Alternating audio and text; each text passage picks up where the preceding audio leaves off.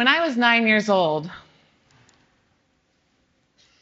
I knew that when I grew up, I was going to be an astronaut. It was simple, zero nuance.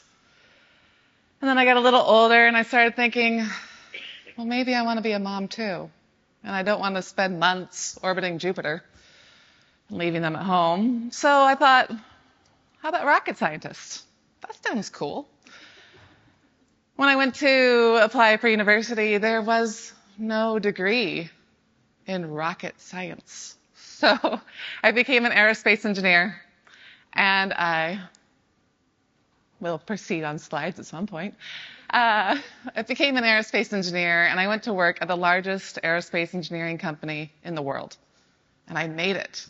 I'd achieved my goals. And I had a lot of runway left. And I realized I needed a few new goals. Oh, let's go back. Cheat sheet. There we go. So I needed some new goals. And so I started looking around, started observing the people in my industry, and I saw these chief engineers. The chief engineers were the executives who still got to play in the technical space. They were the leaders who got to make the tough decisions about the design of the aircraft, how it was tested, and how it was delivered to our very demanding customers. The fact that there were 0 women chief engineers at that point in time, that I could see at least, was just a little added bonus, a little motivation. So I decided then and there that when I grew up, I was going to be a chief engineer. Now jump forward 15 years, I'd worked hard, and I was on vacation in England. I was up in Cumbria with my family. I did become a mom. And I got a call from my boss. And he offered me the chief engineer position on a major development program. And it felt wonderful. My ego, good day. But I declined the offer. When I got home, talked to him again, he offered me the job again. And I said, thank you, but no, thanks. The third time they asked me to do this role, this time it was his boss. We negotiated, we got into the details about why I might be interested and what I was resisting. And ultimately, after 3 weeks, I declined the offer again and moved forward. And felt great. So please don't leave this Congress telling everyone that the opening speaker told you blindly and foolishly keep rejecting your dream job when it's handed to you on your on a platter. That's not what I'm saying. What I'm saying is that it was my choice.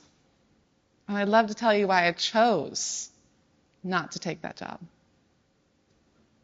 You see, at this point in time, I had been doing a lot of introspection, a lot of reflection on what it was that I actually enjoyed in my day job.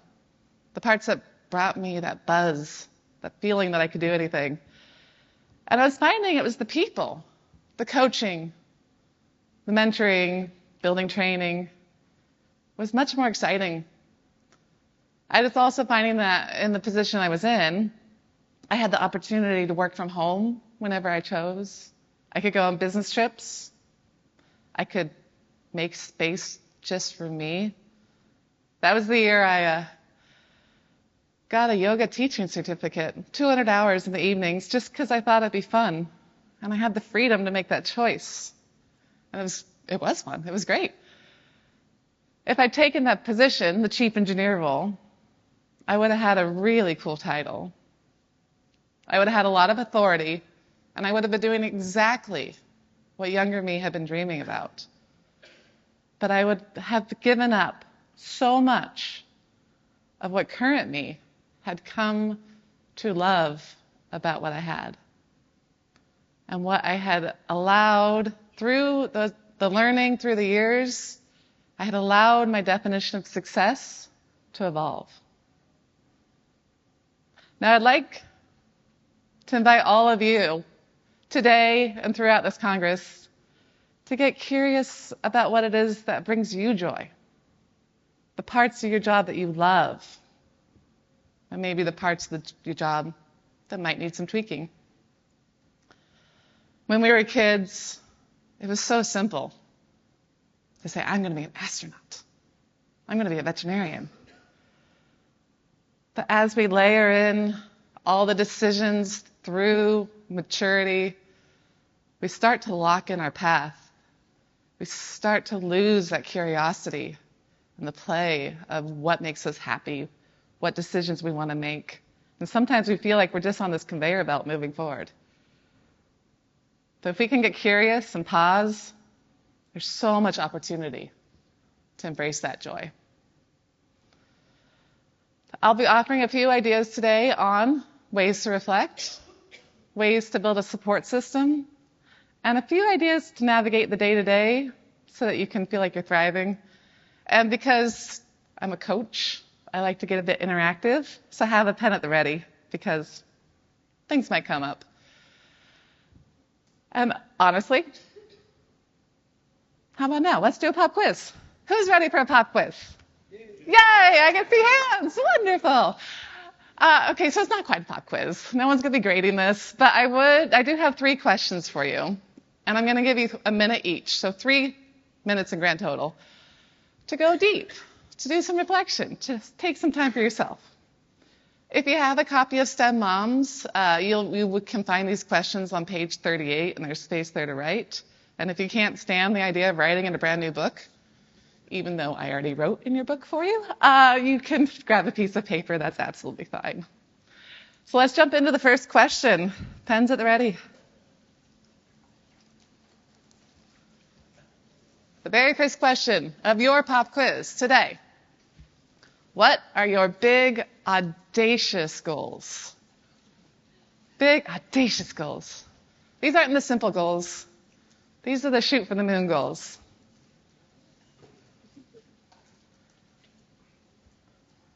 What do you want to do with this time that you have? What would bring you joy and satisfaction?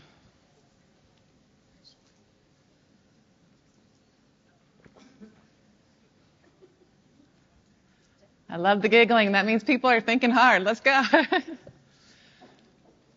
Maybe consider if you want to see your name up in lights someday. Or maybe you just want time to ride your bike around the world, exploring. What are your goals? Give you just a few more seconds. This is only a minute. You're always welcome to come back to these questions afterwards. You have the book. And if you're feeling a little stuck, maybe whatever that thought was that flashed through your mind at the beginning and you're like, oh, I can't write that. That's the one to write down. That is your big, audacious goal. All right, we're going to keep going. So that's question number 1. We're at time. Question 2. What do you want from your career? What do you want from? From is the operative word here. We talk a lot about what do you want to do for your career. But what do you want back? Why do you choose to show up every day? There must be some value. This one might be a great one for a list. It's probably more than one reason that you choose to get out of bed and go to your practice. It's probably monetary. If you didn't write down monetary, unless you're doing volunteer work,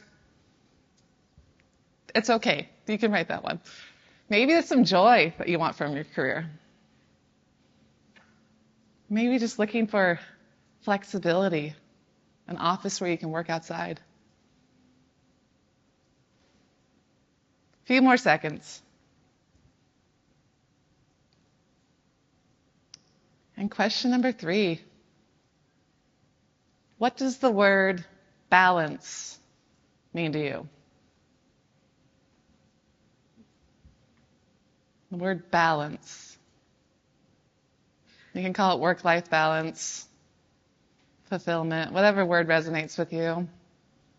But how would you articulate how this word feels?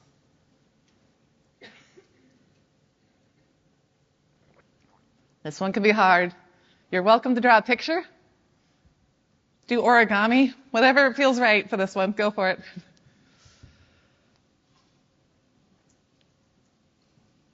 What would it feel like if you had balance? Or maybe, what does it feel like when you don't have balance? Sometimes going from the opposite direction can be very helpful. Just a few more moments. And that was a minute. That was your pop quiz. Congratulations, everyone. You survived your very first pop quiz of SPVS 2025. I have no idea if it's your last, but good luck. That was 3 minutes of possibly some challenging reflection, possibly easy, up to you. But I wonder, first, give yourself some recognition for taking that time. And what would happen if you took this time more often? Just 3 minutes. To consider your goals, how you want to be compensated and valued, and then how you want to show up every day. What if you brought these questions back, or any other questions that feel resonant to you, and revisited them on a more regular basis? Doesn't have to be every day, but maybe once a year. We're in January. Start the year strong every year. How might your decisions change going forward? How might you start to make choices aligned with what you currently want? And how might you grow? I'll be sharing a few snapshots through my career and my life, just as examples. Take them as you will. But the first one I'd like to jump into was right after I became an engineer. I had a few years under my belt, and I got invited to apply for a leadership development program. It was a great program that included technical and leadership skills and building future leaders networks. And I was really excited about the technical skills, the leadership skills. There was job shadowing opportunities and mentoring. That was going to be amazing. But I was reluctant to apply for this program at all because of the networking piece. See, at this point, I still thought I was an introvert. And I also thought that I hadn't seen anyone doing networking well. The people that I knew who were networkers were running around conferences, handing out their business card to every person they could find, trying to have that 4-second conversation to be like, yep, I talked to that executive. Nailed it. But they weren't going deep. There was no connection. There was no value that I could see carrying forward, and I did not want to play that game. But I did not sabotage my career that day, and I did apply, so that was good. And I got into the program. They flew us to Philadelphia for the starting program. It was a 3-year program. It was a commitment. But we got to Philadelphia. I sat down next to another engineer, and we started talking. And she asked me some questions, and I shared that I had a 3-year-old son at home. And all of a sudden, she lit up. And the questions got deeper and deeper. She got so curious about how in the world that was at all possible. How could I possibly have a kid and be pursuing leadership? I found out that up until this point, in her sphere, she was being coached and reminded often that she was going to have to choose leadership or motherhood. They weren't being malicious, but all of her coaches and mentors and managers hadn't seen anyone be successful in their world. And I was the very first person that she'd talked to who was showing her a different reality. I hadn't succeeded as a leader. This was my first program getting into it, but I was trying. I was definitely a mom. That was settled. And she loved me for it. It felt so wonderful to share my story with her and see how she lit up. The next night I went to a social, Everyone should go to the socials at congresses, even if you feel like an introvert. We push ourselves. It's good. And at the social, I ran into a guy that I actually sat 20 feet away from back in Seattle. And I knew two things about him. I knew his name and that he was very good at spreadsheets. But at the social, he started sharing his stories. I started hearing that his goals were very similar to mine, that he had a 3-year-old son at home as well, and we started connecting on a totally different level than we'd ever allowed ourselves before. And these two experiences got me thinking, maybe networking isn't awful. Maybe there's some value to it if it's done in a certain way. And so I did a lot of research for a lot of years. I've read so many books on this topic, but I've distilled it down, and it seems to me that there are 4 key components when we're trying to figure out an authentic network. An authentic network that holds value for everyone in the relationship, not just the person trying to climb. The first component is authenticity. If you're making a connection, are you finding people that welcome all of you? Letting every part of you show up into that space wholeheartedly. You're not burning energy, trying to hide the parts of yourself and make the right word choice so you'll be accepted. You can just be. And since connections go both ways, are you bringing space for them to show up as their whole selves? The second component to a strong, trusting network is empathy. Are they listening to you? And not only listening, are they hearing what you're saying in your feelings, your words, your body language? Are they paying attention to all of you? On the flip side, are you listening to them? Are you making space for their stories, letting them bring their selves? And are you listening distraction-free? There's a great way to check if you're listening distraction-free. If you find that your mobile is still in your hands, or that your eyes are still on your tech device, you're probably not listening distraction-free. But when you can put your devices down and actually physically turn your feet to face the person and show them that you are showing up and focus only on them, that creates a space and demonstrates empathy. The third component of a strong network is diversity of experience. And I'll be the very first to admit that I love a conversation with an old friend where you can go back and relive experiences. But when you're looking to grow, to push yourself and expand your knowledge, you got to get outside your echo chamber.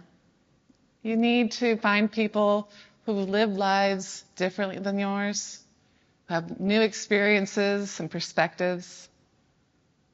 Seeking these people out and engaging and questioning and learning from them will help you both thrive.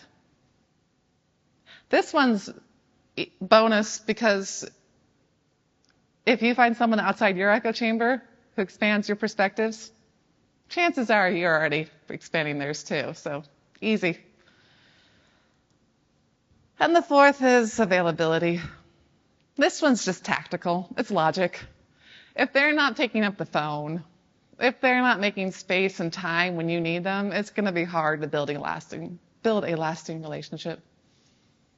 And if you are not saying yes to the coffee conversation, the cup of tea, if you're never answering those emails, again, it's going to fizzle. But when you do find people who make the time, who listen to you, who push your perspectives and welcome all of you, you found someone very special. When they also offer you, or when you can also offer them that availability, empathy, diversity of experience, and authenticity, this might just be a lasting, long-time relationship. Now, it's been 8 years since I graduated from that leadership development program. And the program was 3 years, so 11 years. And I'm still connected with many of the people from that program. Not all. There were 150 people. But I have a good, solid handful that we stayed together. Just a few months ago, I was in Seattle. My son is now 14. No idea how that happened. And he was in the dentist's office, and I was waiting in the dentist waiting room. And spreadsheet guy was walking down the street. And he looked into the windows. It's not his office. And he saw me. And he made the choice to open the door, to walk in and yell, "Cassie Leonard?" And the introverted me panicked, but I jumped up. I gave him a warm hug. We went outside and talked for 20 minutes. That is a lifelong connection. And the woman who had the audacity to dream that she might become a leader and a mother, how dare she? She now has a 4-year-old and a 6-year-old, and she just announced that she got promoted to Senior Director of Engineering. She's thriving. And not only that, she's changing the narrative for her community and the other women who can see her, and the coaches and the mentors. And maybe other people aren't being told that they need to choose. I'm so glad that I was part of that leadership development program, not just for the connections. That was the program that set me on the path to becoming a manager, senior leader, and then getting offered my dream job, which we all know I didn't take, but that's okay, because that also became a catalyst for me to reassess my goals once again. When I knew I didn't want to be a chief engineer anymore, I decided it was time to leave corporate aerospace and open my own coaching business, focused on supporting engineers, leaders, moms, and mentors. And side note about coaching, I will be leading a workshop tomorrow at 2:30, I think. It's about what coaching is, what coaching isn't, and how you might incorporate it into your practice. And so if you're interested, I'd love to see you there. But back to this. Jumping into another time in my career, this time right after I became a manager. So I graduated from this program. My kids were getting a little older. I had a second son at this point. I have 2 boys. And I was starting to realize that my most precious resource is time. It's also my most constrained resource. And blame it on my childhood hobby or the fact that I'm an elder millennial.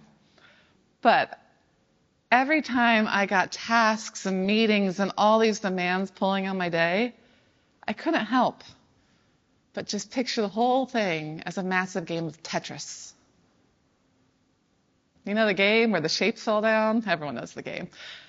That big rectangle game board on the screen represents my Outlook calendar, my day and how it fills up. And all those brightly colored shapes that fall from the top are the carpools, the trainings, every time someone wants to have a conversation. Each one of these tasks fills in. And as a working parent, as a leader, as all these different hats that we choose to wear, there are a lot of pieces. And they would fall in, and it was my job to rotate them and twist them and find ways to make them all fit. But unlike in Tetris, if you've played the game when you fill in and you have all the blocks on the bottom with no gaps, magic happens. They all just go away, right? Cleared, done. But in real life, when you fill all the tasks in and make them mesh, there's no magic. You just have more tasks in your day, more stuff to get done. Where the Tetris does hold up is when you get the promotion, when you have the second kid, when you level up, Anyone remember what happened in Tetris when you go to level 2? They start coming faster. The pieces just come faster and faster. It's amazing. And you have to bend more and twist and rotate, and it gets so exhausting. But what if we didn't have to play this game? What if we didn't have to make every single thing fit? Instead of allowing the pieces to fall in, what if we plucked them up off the top of the board and actually looked at them and considered them? Thought about why this task is on my to-do list. What happens if I don't do it today? What happens if I don't do it at all? Whew. I love to think about, the little green zigzag-shaped ones? I love to think of these ones that take up the multiple lines, never rotate quite the right direction, and just basically create trouble. These are the nuisance tasks. These are the ones that are in the day but add no value, that we've probably said yes to because we felt like we should, or because we didn't want to ruffle feathers, but they might need to go. These might be the volunteer jobs, when people ask you to come help out, and you didn't want to say no, and you're like, okay. Or they might be, hypothetically, the coworkers when you sit next to the microwave. And every single coworker for an hour and a half comes by, puts their food in the microwave, sets the time, and then turns and looks at you and goes, oh, hey, how are you today? Great to have one conversation, 2 conversations, but when you have 100 people in the office, this takes a lot of your day, and it's exhausting. Okay, that's my nuisance task. But what are yours? What are your pieces of the daily puzzle that don't add value? You're welcome to write them down if you like. You still have a book. There's no page for this, a back cover. But as you think about these, what could we do to actually reshape them or eliminate them? I've found ways to set some boundaries to eliminate some of my green zigzag shapes. For volunteer work, I've got laser sharp on what I will and what I will not say yes to. If it supports women in STEM, working parents, or education, I'm going to be interested. If it also allows me to use my creativity or my unique skills, gives me space to learn something, or just gives me space to spend time with people I love, I'm going to say yes. I'm in. This is great. If not, I'm going to say no and not feel guilty about it. I've set my boundaries. And for the microwave people, I just moved my desk. Simple, done. Boundaries, they're great. What boundaries are you going to set?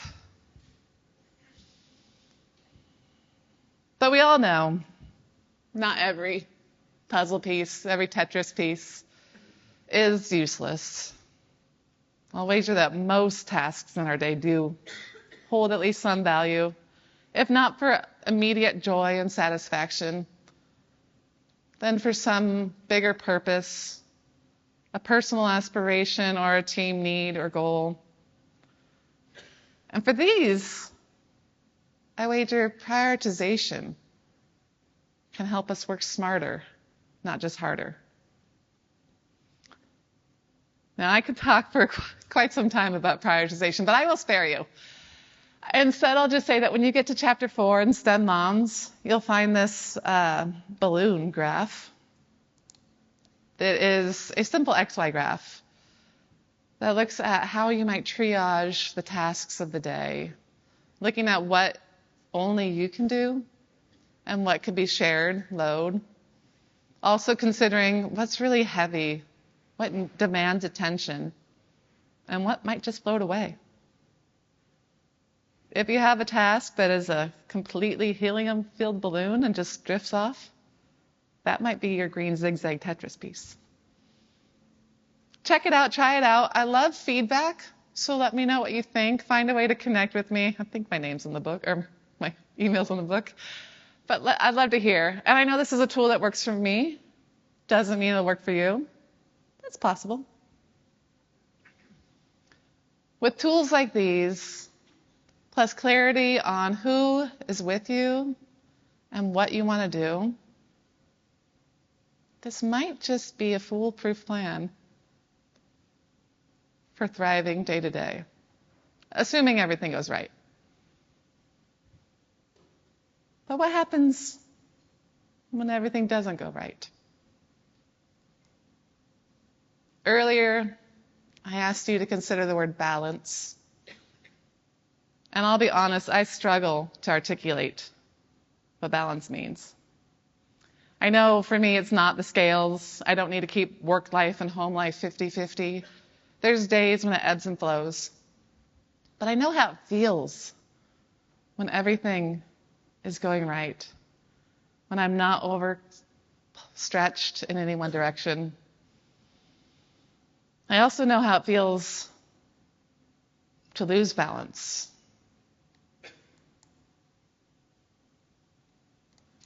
We'll go back. A few years ago, after I'd graduated that leadership program, I had my family. I was getting promoted as a hire manager. It was great. I was in the zone. Everything was going well. And then I got a call. My mom was sick. Suddenly, my attention on my team, my family, and my self-care got pulled with new attention dedicated to my parents. As my mom's condition progressed, she ended up in a wheelchair, needing full-time support. And I knew I needed to make some very significant changes, and quickly. So I worked with leadership, and I found a way to dedicate a full 24 hours every work week spending the time with my parents. One day not in office, one night not at home. It was the right choice. And yet it took away time with my kids and my husband. Unfortunately, I was still a leader on a challenged aircraft program. And so my 40 to 50 hour work week didn't just go away. I still had the work to do. So that squeezed into the other 4 days, which again took away time with my children and my husband. I was getting stretched. At one point, I felt so unstable, so pulled, that I went and talked to my doctor, and he recommended that I go work with a time management counselor. It was wonderful, wonderful advice, and I should have taken it. But at that point, I was so in it that I couldn't see how I could make time to have the time to see a time management counselor. It was no balance. Balance was gone. But gradually, I started reconnecting with my goals. I got really clear on why I was choosing to show up to work, even on days when it felt like the world was falling out from underneath me. And I got really clear on why I was not showing up on days when I needed to reset my boundaries. I also started connecting in with the people who, up until this point, I had been supporting. I allowed them in. I started receiving some help that they were willingly offering. My peers and my direct reports started picking up anything that I could delegate. My kids at home started learning how to cook some meals, do a few more chores, not a lot. This team and the support was there. At one point, I got another call. I left work on a Tuesday at noon and didn't go back to the office for 2 weeks straight. And my team was fine. We'd been collaborating, we'd been sharing, and they had already started picking up the work, and they knew what to do. It wasn't perfect, but it was fine. Similarly, at home, as I was driving north to my parents, I called my husband, who's my support team at home. I told him what was going on, and he said he has it. Don't worry. And my family was fine. People are amazing. They're supportive, and they want to offer help. And once I was able to accept that and receive it, the journey got more manageable. This path was, all in all, about 7 months long. And in the end, when my mom did pass,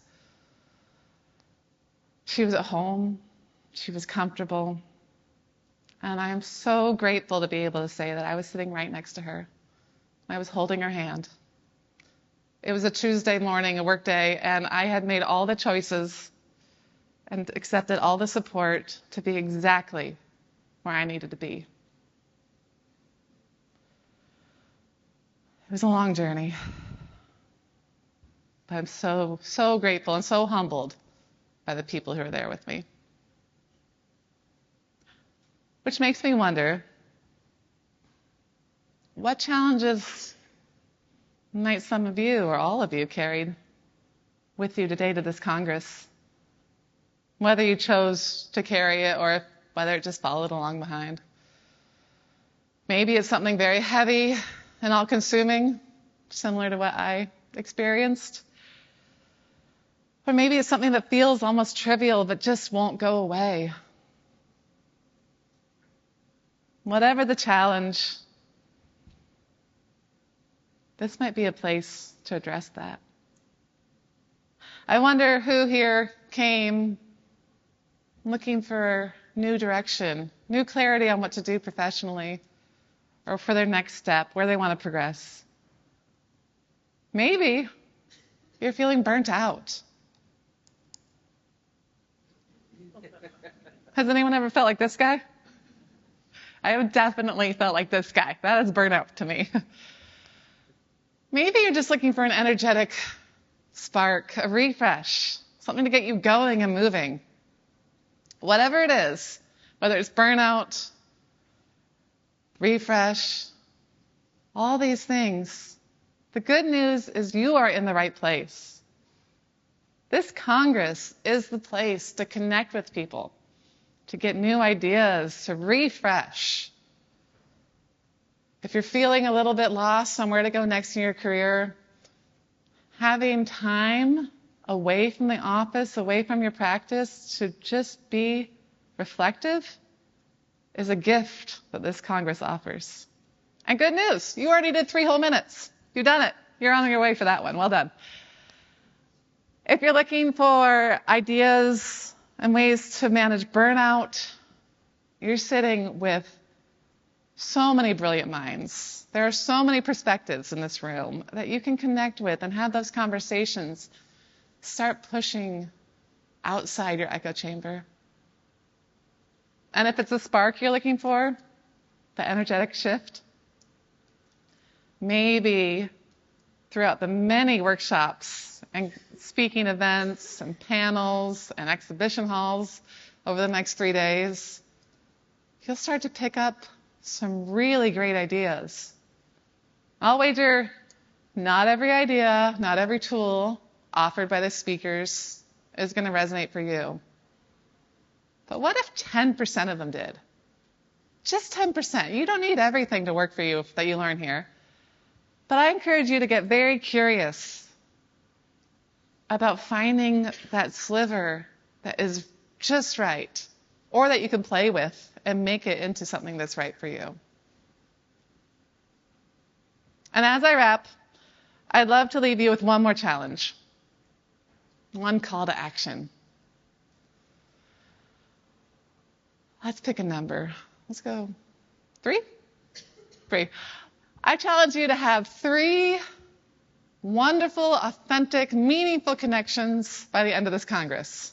Who's in? Yay, look with the hands. Let's find 3 people, not 468, but 3 people where you feel like you have an authentic connection, where you can connect and share your stories and maybe build a lasting relationship that extends beyond these 3 days. These new connections don't have to be from your practice or even your county. In fact, I hope they're from all over, because that's how we expand and we grow. And that way, if things ever do get hard, and I hope they never do for you, but it's possible. If you're ever in need of a good conversation and some support, you'll know that you have these people here at SPIVS who are cheering for you, who are looking to find ways to lift you up. With these connections, plus some thoughtful, well-timed choices, and ever-present boundaries, perhaps you'll have the tools to create your very own version of personal and professional success. Thank you.